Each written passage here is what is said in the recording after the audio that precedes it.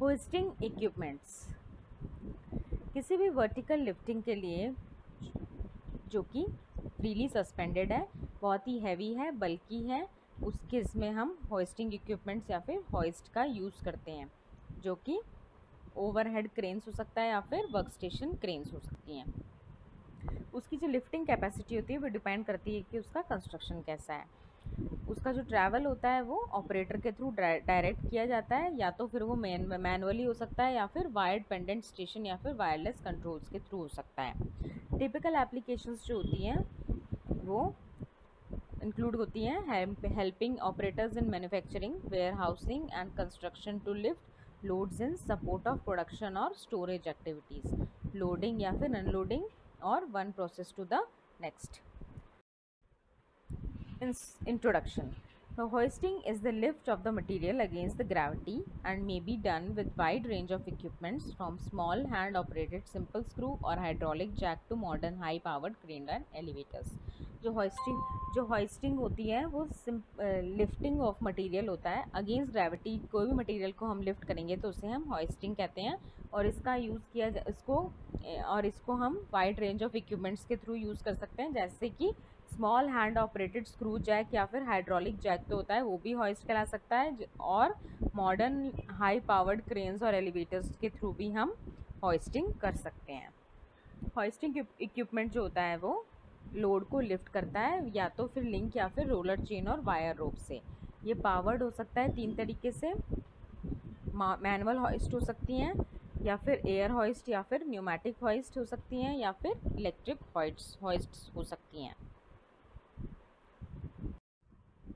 The common equipments used are as follows: pulley and sheave block, chain hoists, mobile cranes, winch, jack, shear leg, tower cranes, whirler chains, derrick cranes, gantry cranes. ये common equipments हैं हमारे। Pulley and sheave block. A pulley is a wheel on an axle or shaft that is designed to support movement and change of the direction of a cable or belt along its circumference. जो pulley होती है एक wheel होता है एक Excel के ऊपर या फिर एक शाफ्ट के ऊपर, जिसे डिज़ाइन किया जाता है सपोर्ट करने के लिए मूवमेंट या फिर change of direction on a cable और बेल्ट अलोंग इट्स सर्कमफ्रेंस। जो पुली होती है they are used in a variety of ways to lift loads. इसको अलग अलग तरीके से यूज़ किया जा सकता है, लोड को लिफ्ट करने के लिए, फोर्स को अप्लाई करने के लिए और ट्रांसमिट पावर करने के लिए। In nautical context, the assembly of the wheel, axle and supporting shell is referred to as a block. Assembly of wheel, axle और जो supporting shell होता है इसको हम block कहते हैं। A pulley may also be called as a sheave or drum and may also have a groove between the two flanges around its circumference. जो pulley होती है उसे कह सकते हैं शीव या फिर ड्रम, और इसमें एक ग्रूव भी हो सकता है जिससे जो कि इसमें एक ग्रूव भी हो सकता है 2 फ्लेंजेस के बीच में around its circumference. The drive element of the pulley system can be a rope, cable, belt और chain that runs over the pulley inside the groove. जो ड्राइविंग एलिमेंट होता है हमारा पुली का, वो हो सकता है कोई भी रोप हो सकती है, केबल हो सकती है, बेल्ट हो सकती है या फिर चेन हो सकती है, जो कि पुली के ऊपर चलता है inside the groove. The pulley and the sheave blocks suitable for lifting rough surface and heavy loads. जो पुली और शीव ब्लॉक्स होते हैं वो सूटेबल हैं लिफ्टिंग रफ सरफेस को लिफ्ट करने के लिए और हैवी लोड्स को लिफ्ट करने के लिए। For this purpose the chains and the wire ropes are used, और इस पर्पज़ के लिए चेन और वायर रोप्स का यूज़ होता है। The alloy chains are best suited for hoisting operation. जो अलॉय चेन्स होती हैं वो बेस्ट सूट करती हैं हॉइस्टिंग ऑपरेशन के लिए। The weakest component of this system is the load hook. जो लोड का हुक होता है वो वीकेस्ट कंपोनेंट होता है सिस्टम का। The hook fails by straightening, once the hook gets elongated और straightened it should be replaced. जो हुक होता है वो स्ट्रेटनिंग से फेल होता है, और एक बार ये जो हुक होता है अगर वो एलोंगेटेड हो जाता है या फिर स्ट्रेटनिंग हो जाती है तो ये इसको हमें रिप्लेस कर देना चाहिए। A typical Shiv and pulley block is shown in figure. ये एक टिपिकल ब्लॉक है शीव का, इसमें फोटो दिखाई देता है। शीव्स और sheave blocks. Chain hoists. The chain hoists are the popular mechanism for lifting loads up to tons. इससे हम टन्स तक का लोड लिफ्ट कर सकते हैं, बहुत ही पॉपुलर मैकेनिज्म है। The system consists of two sets of chains, namely the hand and the load chain। जो सिस्टम होता है दो सेट ऑफ चेन से कंसिस्ट करता है और जिसे हम हैंड या फिर लोड चेन कहते हैं। The hand chains are particularly useful for the isolated location where an electric motor or other types of mechanical equipments are not available। जो हैंड चेन्स होती हैं वो पर्टिकुलरली यूज़फुल होती हैं आइसोलेटेड लोकेशन के लिए जहाँ पर कोई भी इलेक्ट्रिकल या फिर मैकेनिकल इक्विपमेंट अवेलेबल नहीं है। इलेक्ट्रिकल मोटर या फिर कोई भी मैकेनिकल इक्विपमेंट जहाँ पर अवेलेबल नहीं है वो हम वहाँ पर हम हैंड चेन्स का यूज़ कर सकते हैं। The pull applied through the hand chains is transmitted to the load chain with a multiplication factor of over 20।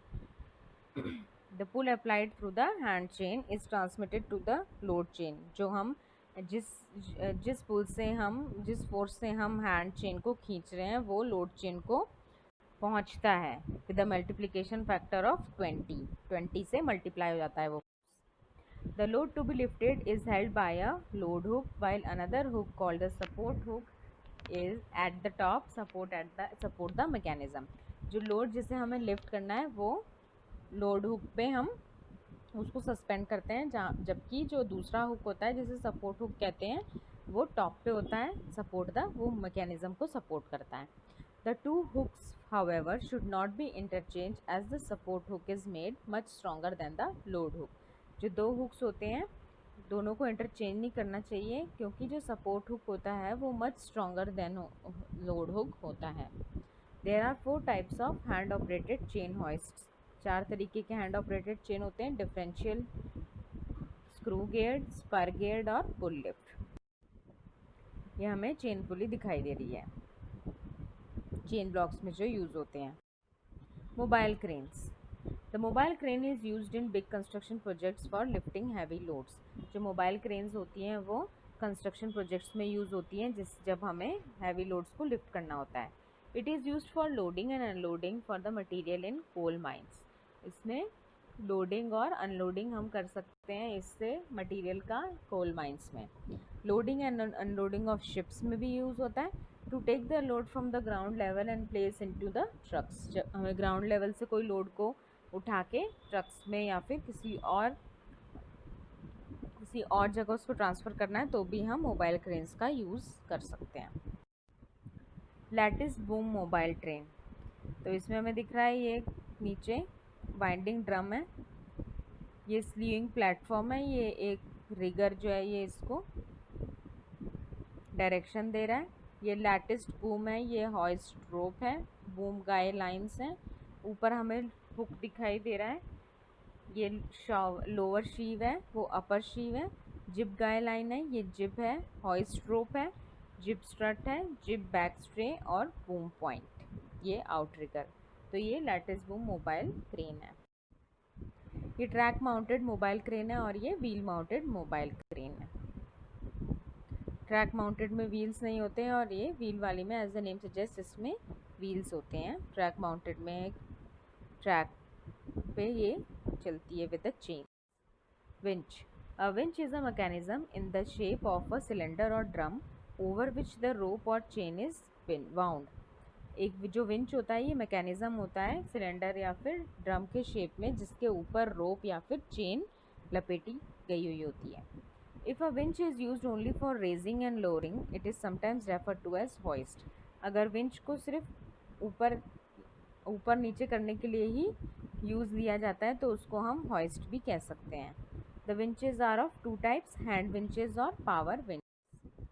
ये देखिए इस फोटो में हमें मैनुअल विंच और मशीन विंच दिखाई देती है जिसमें 1 2 3 4 कंपोनेंट्स हैं। ड्राइव एंड गियर शाफ्ट है नंबर 1, नंबर 2 है ले shaft of the drum, number 3 is fastening plate और नंबर 4 इज़ ड्रॉ ड्रम।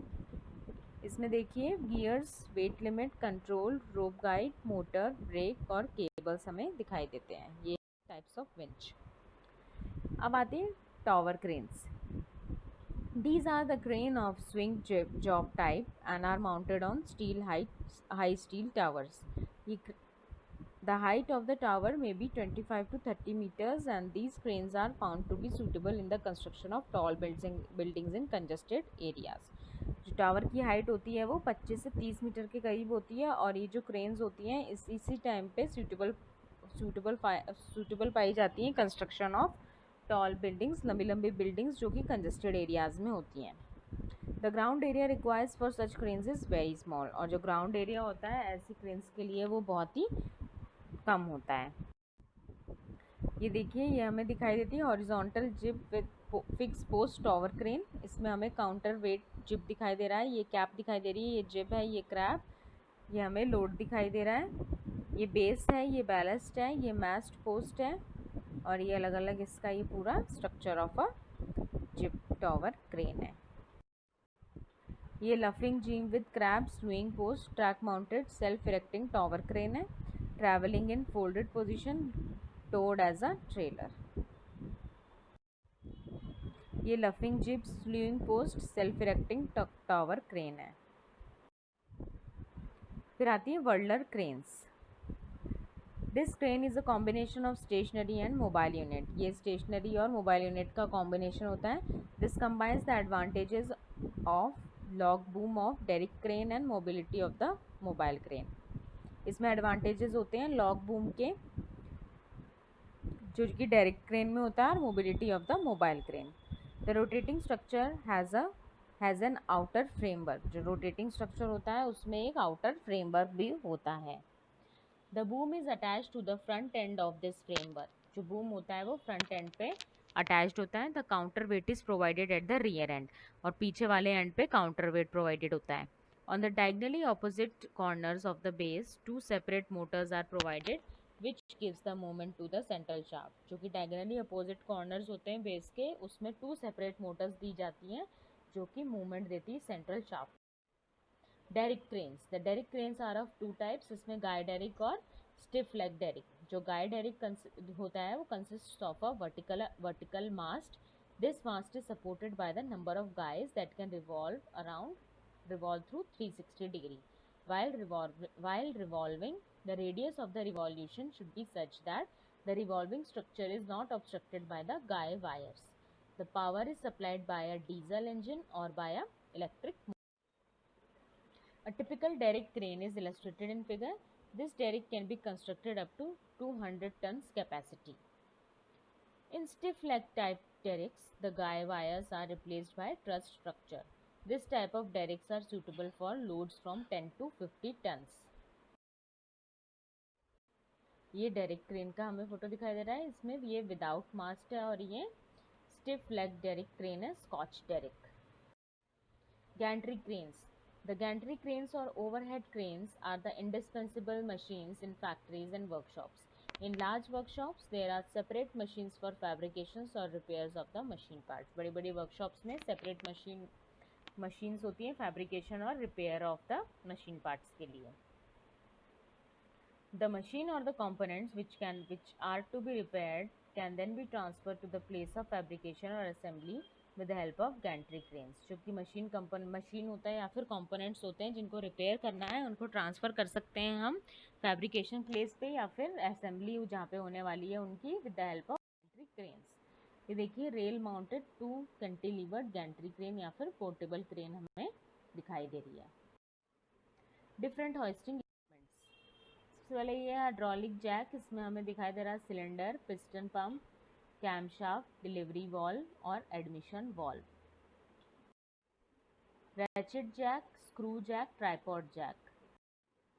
ये क्रॉलर चेन्स हैं, typical at the foundation works के लिए हम यूज में लेते हैं। ये ड्रिलिंग के लिए, ये स्लरी वॉल एक्सकवेशन हो रहा है, ये पाइल बोरिंग हो रही है। Cage lifters, exterior contractors hoist और ये shaft lift. Elevator tower hoist, transporting and erecting. Freight and passenger lifts, elevators या हॉइस्ट, केबल ऑपरेटेड है और ये है लैडर रैक या फिर रैक पार ऑपरेटेड। ये केबल क्रेन दिखाई दे रही है हमें। Fixed crane post, big post plus curved rail mounted, ये है पैरेलल रेल्स माउंटेड। कॉस्टिंग या फिर इकॉनमी अगर हम देखें तो पुली या फिर शीव ब्लॉक जो होता है वो 30,000 से लेकर के 1,20,000 तक के होते हैं।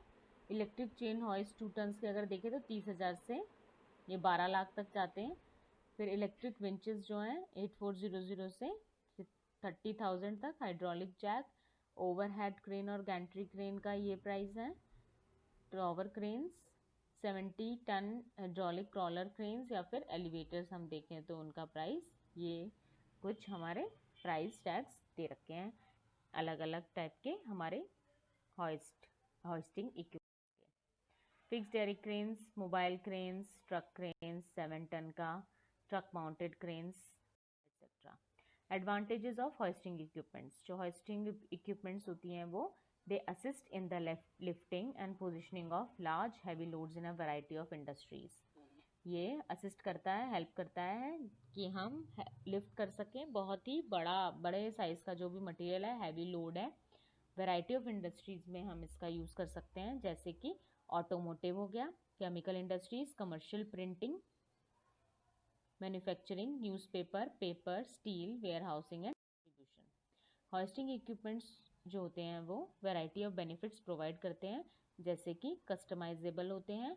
Hoisting equipment can be customised with below the hook attachments and effectors or specialized tooling to handle diverse variety of products and loads। हम इसमें जो हमारा जो हुक होता है और जो अटैचमेंट्स होते हैं उसको मॉडिफाई करके, उसको चेंज करके हम उससे डाइवर्स वैरायटी के प्रोडक्ट्स को या फिर लोड्स को हैंडल कर सकते हैं। एर्गोनॉमिक्स हो गई, by doing the heavy lifting hoisting equipment takes the strain of the operators, reducing the fatigue and lowering the risk of energy.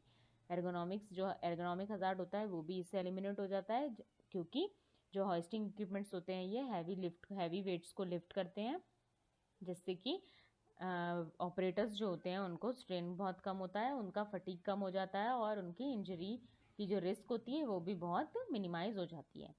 Flexible hoisting equipments can be easily refitted for longer lifting capabilities. ये जो hoisting equipments होते हैं इनको easily refit किया जा सकता है, जिससे कि हम किसी भी कैपेसिटी के लोड को लिफ्ट कर सकते हैं, तो ये फ्लेक्सिबल होते हैं। अब इंडोर और आउटडोर यूज़ के लिए hoisting equipment can be used with equipment both inside the facility and outside on the dock inside the yard. इसको हम कहीं भी यूज़ कर सकते हैं, इंडोर हो गया या फिर आउटडोर एक्टिविटीज़ हो गई हमारी। लोअर मेंटेनेंस कॉस्ट होती है इसकी, incorporating the latest technologies and offered in the variety of usage and capacity ratings, the hoisting equipments requires less maintenance compare to the other lifting devices. अभी अगर हम उसमें लेटेस्ट टेक्नोलॉजीज़ को incorporate कर दी जाती हैं और इससे हमें अलग अलग टाइप की वैरायटी मिलती है कैपेसिटी रेटिंग्स में, तो इससे हमें पाया गया कि जो होस्टिंग इक्विपमेंट्स होते हैं उसमें बहुत ही कम मेंटेनेंस चाहिए रहती है एज़ कम्पेयर टू जो दूसरी लिफ्टिंग डिवाइसेस हैं उनके कंपैरिजन में। फिर आता है ये पोर्टेबल होता है। Hoisting equipments can be easily transported from job to job और site to site.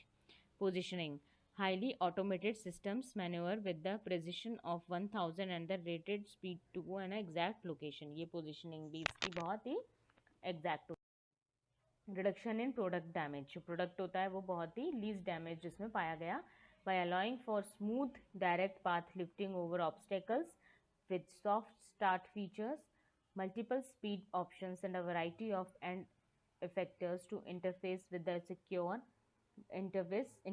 with and secure the load, products are handled gently to minimize the damage।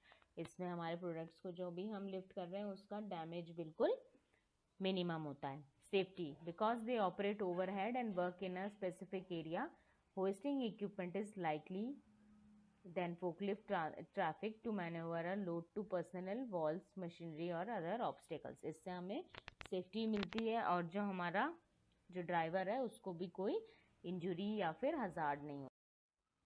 How is hosting equipment used? Hosting equipment is used in a variety of areas to support the processing and handling throughout a facility। जो hosting equipment होता है उसे variety of areas में support के लिए, process करने या फिर हैंडलिंग के लिए यूज़ में लिया जाता है, जैसे assembly, moving products through production processes, positioning, securing a component for additional work, transportation, loading finished products into open trailers और rail cars, staging, holding work in process for additional production processes, storage, transporting heavy items to and from the storage areas, warehousing, moving large heavy products to from the docks। Disadvantages of hoisting equipments: disadvantages of chain hoist is low lifting pace and limited places. इसका जो pace होता है बहुत ही धीरे धीरे होता है इसका लिफ्टिंग, और बहुत ही लिमिटेड प्लेसेस पे होता है। Hydraulic engine hoist can take a lot of space in garage. जो हाइड्रोलिक इंजन होता है उसमें वो बहुत सी स्पेस घेर लेता है गैरेज में। Electric hoist are not good with heavier loads. जो इलेक्ट्रिक हॉइस्ट होती हैं अगर हैवियर लोड्स हैं तो इसके लिए वो सही नहीं होता। Electric hoist is that they need a special place to be install. और स्पेशल प्लेस चाहिए रहती है अगर हम किसी इलेक्ट्रिक हॉइस्ट को इंस्टॉल करना चाहते हैं। Electric hoist will be static and can not be moved around without special installations. जो इलेक्ट्रिक हॉइस्ट होती है वो स्टैटिक रहेगी, अपनी जगह पे रहेगी, और इसको हम इधर से उधर नहीं ले जा सकते विदाउट स्पेशल इंस्टॉलेशंस इसमें ऐड किए। So you will always have to place a repairable car in the same place. तो इसलिए हमें वहाँ पर कोई ना कोई रिपेयरेबल कार जरूर रखनी पड़ेगी इधर से उधर ले जाने के। Electric hoist needs to be placed above the ground. इसको अबव द ग्राउंड ही हम हमेशा प्लेस करेंगे। This usually means mounting it to ceiling और a building a special scaffolding to install a electric hoist. और इसका मतलब तो ये हुआ कि या तो उसको सीलिंग से माउंट किया जाएगा या फिर उसके लिए हमें स्पेशल स्कैफोल्डिंग का इंस्टॉलेशन करना पड़ेगा अगर हम इलेक्ट्रिक हॉइस्ट को इंस्टॉल करना चाहते हैं। Another disadvantage of electric hoist is that it needs an electric power source in order to work।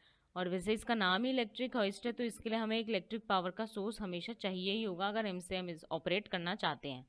Hydraulic और chain engine hoist needs to be operated manually, while electric hoist has got an electrical motor that works with an electric power।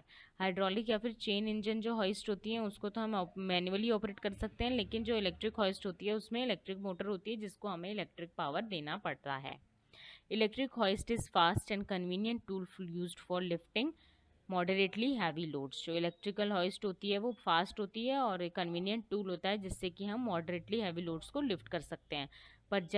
पर ये बहुत ही heavy हो जाती है, expensive हो जाती है जब हमें लिफ्ट लोड करना है 225 केजी से ज़्यादा का, तो ये बहुत ही हमारे लिए एक्सपेंसिव टर्म हो जाता है।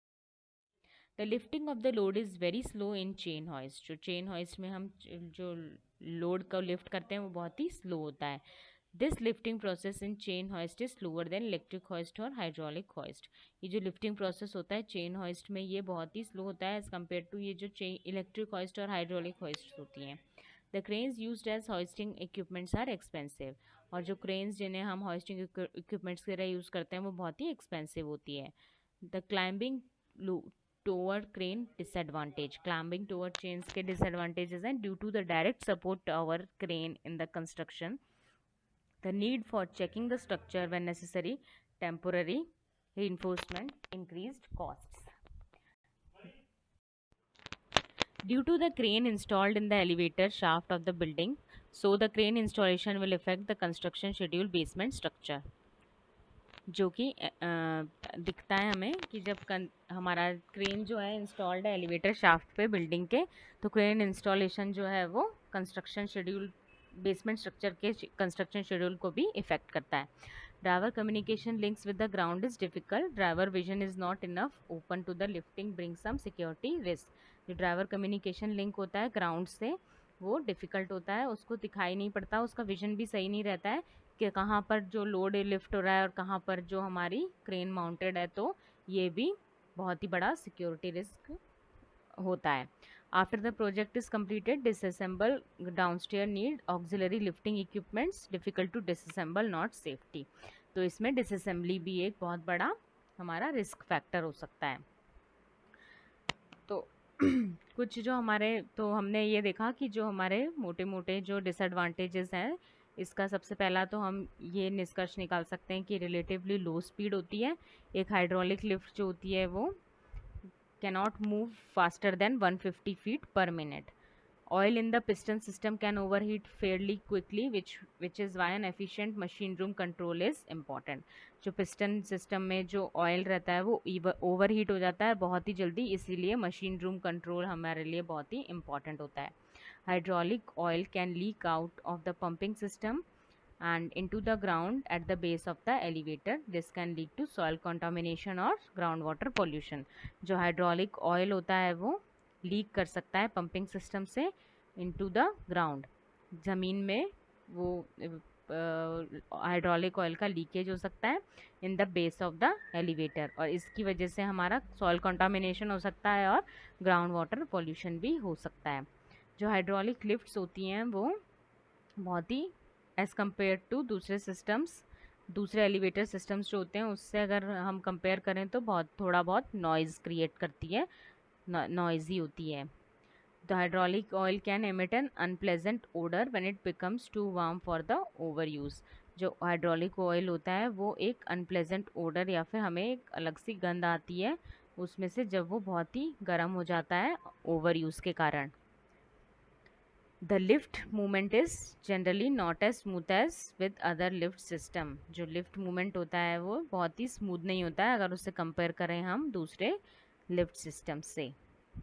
फिर आता है कि जिस तरीके से हमने कहा कि भाई हाइड्रोलिक जो एलिवेटर्स होते हैं still by far one of the most successful feats of engineering it is used in many of the commercial buildings today. तो ये बहुत ही अच्छा फैक्टर ही है। अगर हम इसके डिसएडवांटेज जो है वो बहुत ही कम है, तो हम इसको अगर देखें तो ये बहुत ही एक हमारे लिए बून है पूरी इंडस्ट्रीज़ के लिए, कंस्ट्रक्शन इंडस्ट्रीज़ के लिए।